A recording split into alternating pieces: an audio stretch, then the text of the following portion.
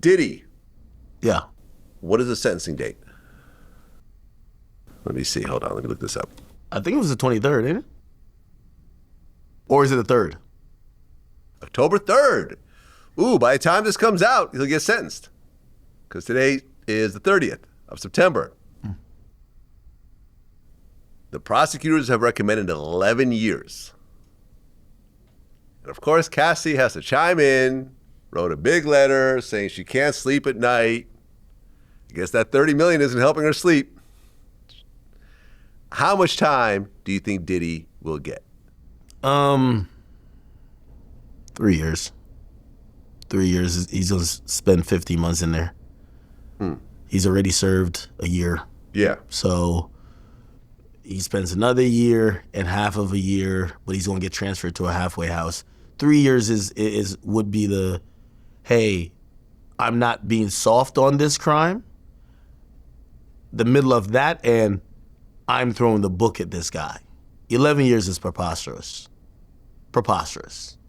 And the idea, like when you read what the prosecutor said, it was stupid because they're claiming that even though he was convicted for prostitution, not sex trafficking, which includes sex by fraud, force, or coercion, and he wasn't convicted of the RICO statute, he's convicted of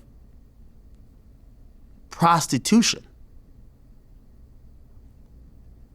The main thing in their letter is saying, well, one of his accusers fears for her safety. Y'all said he was innocent of the things that would be dangerous or where he was either using force or threats. So I think it's BS. I think they're trying to get like some type of win. I think they're looking at like a negotiation. Let's recommend 11. If he gets 5, it's a win. But I think the judge, who's a fair judge, is going to give him 3. And I agree.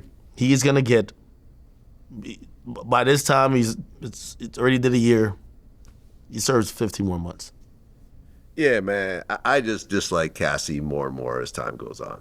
I don't dislike The fact her. that she wrote that letter telling about how scared she is and how bad she had it and all that type of shit, man. Let me tell you, I interviewed 5 of the male escorts and they all told me a story completely opposite from what she I was think saying. the prosecutor is pressuring These are her. guys that are actually there engaging in sexual activities for multiple days, weeks, months, sometimes even years. I'm not fucking buying it. She was with it. She liked the lifestyle. Yeah, but I don't think this she is her liked getting saying it. peed on, et cetera, et cetera. Yeah, I think this is her boyfriend and her husband and the prosecutor is pressuring her. I think they know she was a star witness, and I'm pretty sure, I know you might say like, well, how could they pressure her? She's like, I'm pretty sure they've reminded her a couple of times like, we brought this case because of you. Yeah. So even in our defeat, you gotta help us get what we could get the scraps. Yeah, I don't know, man. I think she hates this guy so much, and all the money in the world is not going to help it. I think she wants to see him dead and mutilated by dogs. And, some sort of Impossible, grisly Vlad. kind of end. That's what I think. Shout out to my peoples, Lauren, Colin, and my man Sean G, who they were in court every day. They said, genuinely watching the Cassie testimony, even when they asked her that final question, they said, do you love Sean Combs? And she didn't, instead of outright saying no, she says, I love the moments we shared. I don't think she hates him like she wants him dead. I think she is probably a bit bitter. I think she's resentful and she thinks she probably wasted her time. But I don't think she's like, I hate this guy that I want him dead. I don't think so. Well, agree to disagree. I think the prosecution and her husband had to listen how one guy, they had an Atlantic, they had a all-star freak off. If I'm the husband, I gotta sit there y'all had an all-star freak off with my wife, dog? Like, yeah, like that was tough. Hey, you married that. No, you're right, but again, You married that. But again, let me tell you this: it's lifelong, not only therapy and coping that's needed from all of that, from everybody involved. Like Diddy's gonna need therapy too, right? Like for the lifestyle he was living and whatever, for him to come back and not get back in the same, he needs some therapy, some sexual therapy, literally, and now some Ludacris song. Like everybody needs therapy in that situation because I do think Cassie is scarred. Like, again, now I think we look at it easy like, yo, 30 million, yo, you should have been good. Honestly, I think she'd be kind of singing the same story if she ain't get a 30 million.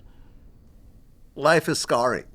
Everyone gets scarred. No one leaves the way they came in.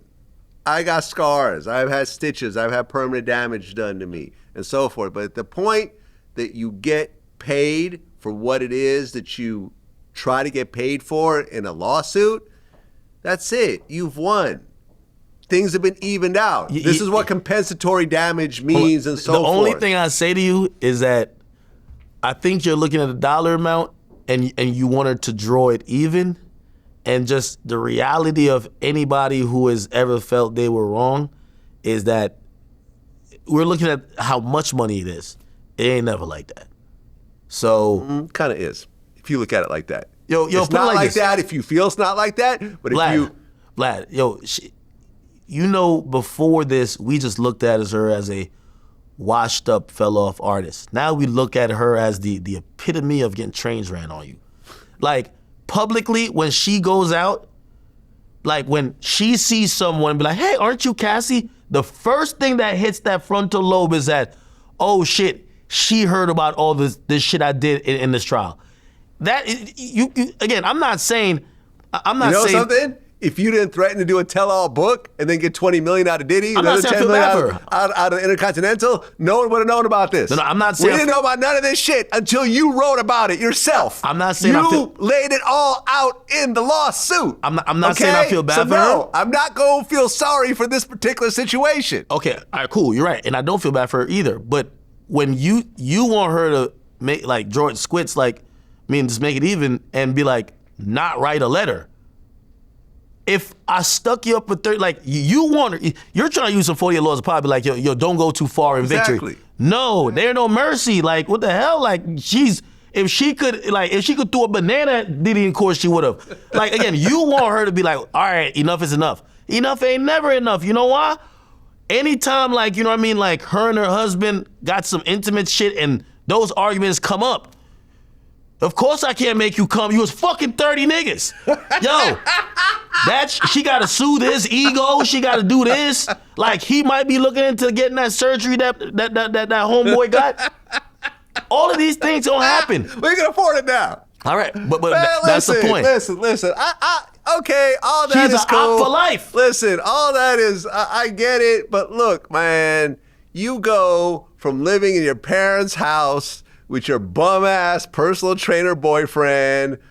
You're not working because you've never worked. Hey, I've been looking Cassie's always been a bum. Let's just lay it all out. She's always been a bum that lived off of men.